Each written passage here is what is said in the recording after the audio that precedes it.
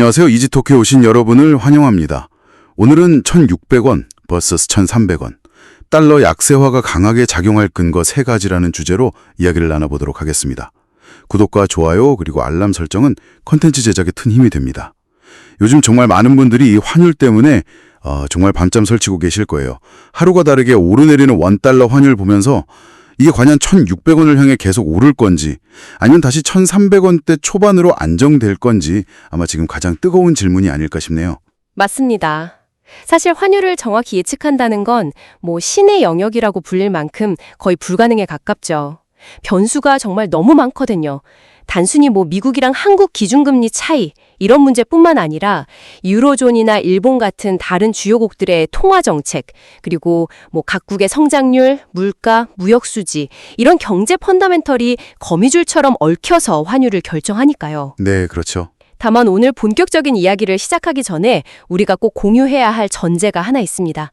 바로 우리는 이제 강달러 뉴노멀 시대에 살고 있다는 점입니다. 아, 강달러 뉴노멀이요? 네. 과거처럼 원달러 환율 1,100원대를 마음속에 어떤 평균으로 생각해서는 안 된다는 거죠. 이제는 1,300원대 혹은 그 이상이 새로운 기준점이자 평균이 될 가능성이 매우 높습니다. 오늘의 논의는 바로 이 새로운 출발선에서 앞으로의 방향이 위를 향할지 아니면 아래를 향할지에 대한 심층 분석이라고 보시면 됩니다. 아, 좋은 지적이네요. 기준점 자체가 아예 상향 조정되었다는 걸 인정하고 시작해야겠군요. 좋습니다. 그럼 먼저 시장의 다수 의견, 그러니까 환율이 1,600원까지도 갈 수 있다 이렇게 보는 원화 약세론자들의 핵심 논리부터 한번 깊게 파고들어 보겠습니다. 어떤 근거들이 있나요? 가장 강력하게 드는 근거가 크게 두 가지입니다. 첫 번째는 달러 수요의 구조적 증가입니다. 이게 일시적인 현상이 아니라 앞으로 몇 년간 계속될 구조적인 문제라는 게 핵심이에요. 구조적인 문제요? 네, 대표적으로 한국 기업들이 미국에 약 2천억 달러, 우리 돈으로 250조 원이 넘는 대규모 투자를 약속했고 이걸 이행해야 하잖아요. 단순 계산으로만 봐도 매년 20억 달러씩 달러가 필요한 상황인 거죠. 매년 20억 달러라니 정말 엄청난 규모네요. 그런데 이런 대규모 투자 계획은 사실 이미 몇 년 전부터 알려진 사실 아닌가요? 시장의 선행성을 고려하면 이미 현재 환율에 상당 부분 반영되어 있다고 봐야 하지 않을까요? 이게 앞으로 환율을 더 끌어올릴 만한 새로운 동력이 될 수 있을까요? 아주 날카로운 질문입니다. 맞습니다. 계획 자체는 이미 알려져 있죠. 하지만 중요한 건 그 실행의 시점과 규모입니다. 계획이 현실화되면서 실제 달러 수요가 시장에 꾸준히 그리고 가시적으로 나타나기 시작했다는 점이 중요한 겁니다. 여기에 더해서 기업들의 해외 직접 투자, 특히 AI나 반도체 관련해서 미국으로 투자가 계속 가속화되고 있고요. 또 우리가 미국산 LNG나 보잉 항공기처럼 반드시 달러로만 결제해야 하는 그런 필수 수입 품목들이 있습니다.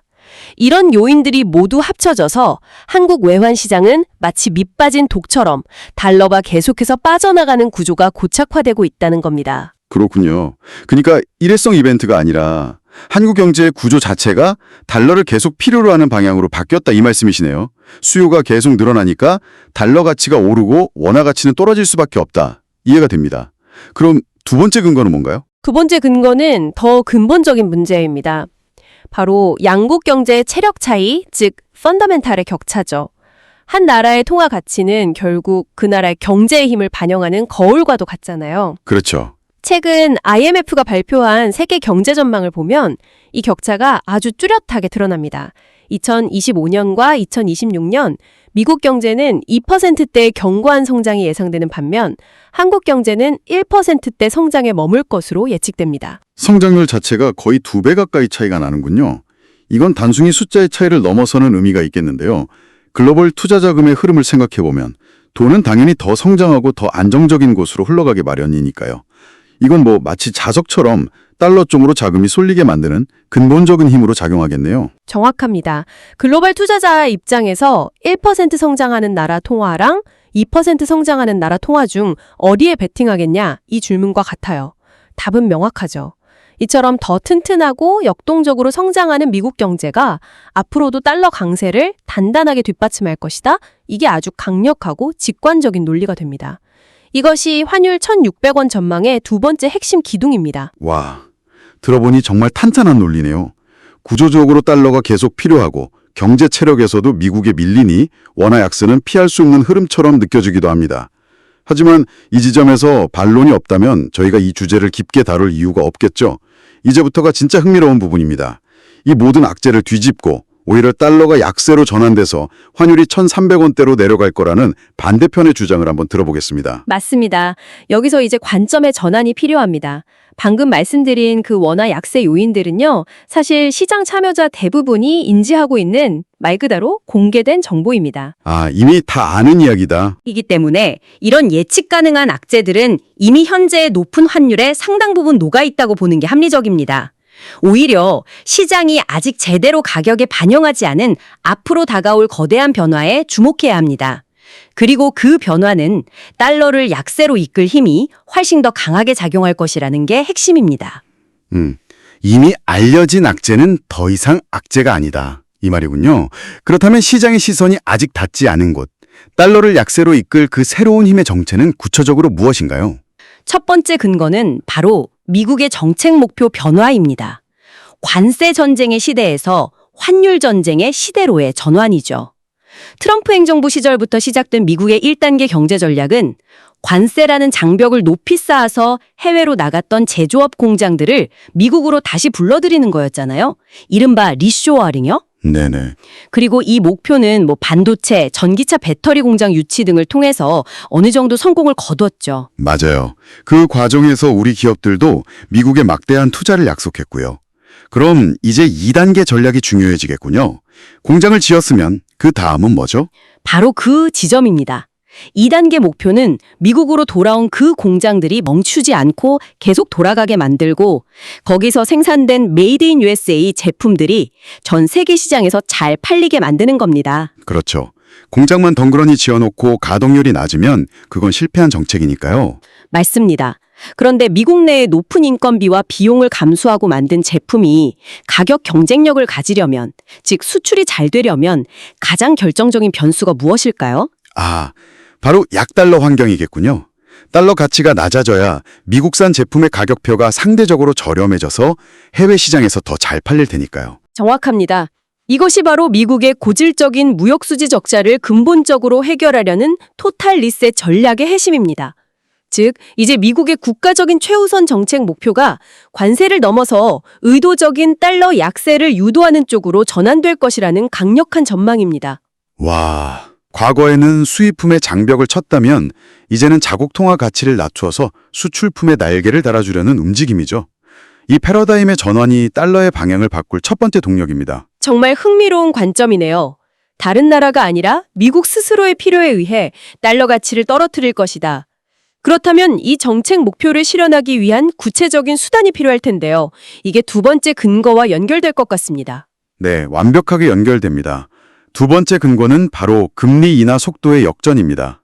지금까지의 상황을 복기해보면 스위스, 유로존, 캐나다, 그리고 한국까지 다른 많은 나라들이 고물가를 접는 것보다 경기 침체를 더 우려해서 미국보다 먼저 금리를 내리기 시작했죠. 네, 그랬죠. 다른 통화들의 가치가 먼저 떨어지니까 달러 가치가 상대적으로 더 강해지는 효과가 있었던 겁니다. 아, 다른 나라들이 먼저 돈을 풀기 시작하니까 가만히 있던 달러의 가치가 저절로 올라간 셈이군요.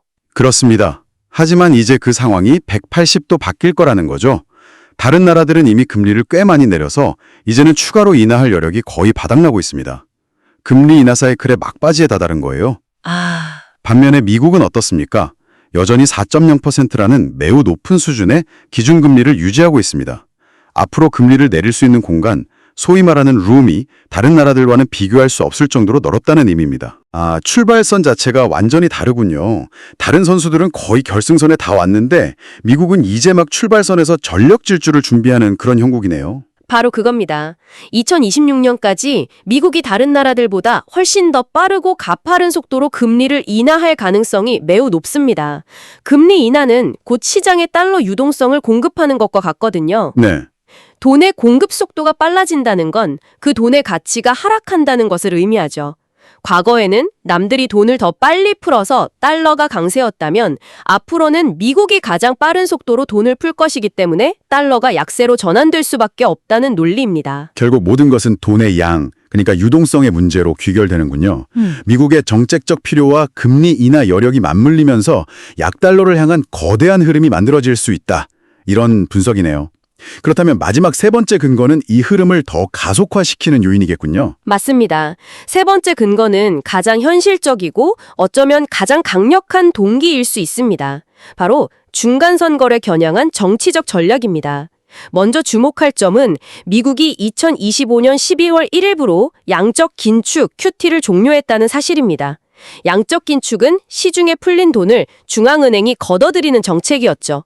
말 그대로 돈을 빨아들이는 진공청소기였습니다. 그 진공청소기의 전원을 껐다는 거군요. 네. 그런데 그 청소기를 끄는 행위, 그것만으로도 시장에는 유동성을 공급하는 것과 같은 효과를 냅니다. 여기에 더해서 현직 대통령은 중간선거 승리라는 정치적 목표를 위해 디베이스먼트라는 전략 카드를 꺼내들 가능성이 매우 높다는 겁니다. 디베이스먼트, 의도적인 통화 가치 하락 전략 말씀이시군요. 이게 선거랑 어떻게 연결되는 건가요? 금리를 본격적으로 인하해서 달러 가치를 떨어뜨리면 그 막대한 유동성은 어디로 갈까요? 대부분 주식, 부동산, 암호화폐 같은 자산 시장으로 흘러들어갑니다. 아, 자산 가격이 상승하면 유권자들은 자신의 재산이 늘어나는 부의 효과, 웰프 이펙트를 체감하게 되죠. 자연스럽게 경제가 좋아졌다고 느끼게 되고 현 정권에 대한 지지로 이어질 가능성이 커집니다. 그러니까 유권자들의 표심을 얻기 위해 인위적으로 자산 시장을 부양하는 전략이고 그 가장 효과적인 방법이 바로 달러 가치를 떨어뜨리는 것이다. 이 말이군요.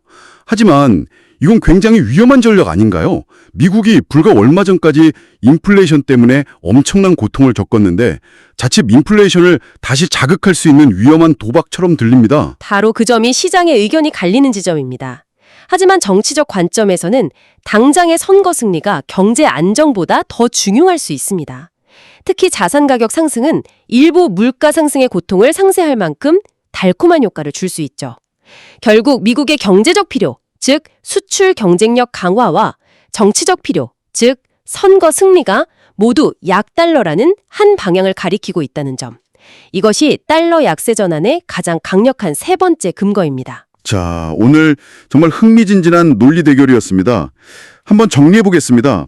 한편에서는 한국의 구조적인 달러 수요와 미국 대비 낮은 경제 성장률이라는 펀더멘털 때문에 원화 약세, 즉 환율 상승이 불가피하다는 주장이 있었고요. 하지만 다른 한편에서는 시장이 아직 주목하지 않는 더 거대한 힘, 즉 미국의 정치 목표가 관세 전쟁에서 환율 전쟁으로 바뀌고 다른 나라보다 훨씬 빠른 속도로 금리를 내릴 것이며 정치적 목적으로 자산 시장 부양에 나설 가능성이 높다는 점이 오히려 달러 약세, 즉 환율 하락을 이끌 것이라는 강력한 반론이 있었습니다. 맞습니다. 물론 전쟁이나 금융위기 같은 누구도 예상치 못한 돌발 변수가 터진다면 안전자산인 달러 가치가 급등하면서 모든 예측이 무의미해질 수 있습니다. 네, 그럴 수 있죠. 하지만 현재 주어진 조건들과 각 플레이어들의 이해관계를 종합적으로 판단해 볼 때 환율은 1,600원을 향해 통제불능으로 치솟기보다는 미국의 의도 아래 1,300원대를 향해 점진적으로 안정화될 가능성에 조금 더 무게가 실린다고 볼 수 있겠습니다. 여기서 마지막으로 생각해 볼 점이 하나 있습니다. 만약 미국의 의도대로 약달러 정책이 실행돼서 전 세계에 다시 한번 막대한 유동성이 풀리게 된다면 그 돈은 과연 미국 주식과 부동산 시장에만 머물게 될까요?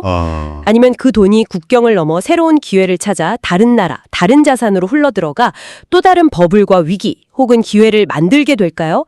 이 거대한 돈의 흐름 속에서 우리의 자산을 어떻게 지키고 또 키워나갈 것인지 그 전략을 고민해 보는 것이 앞으로 더욱 중요해질 겁니다. 그러면 오늘도 승리 투자하시길 기원하면서 저는 다른 주제를 가지고 다시 찾아뵙겠습니다.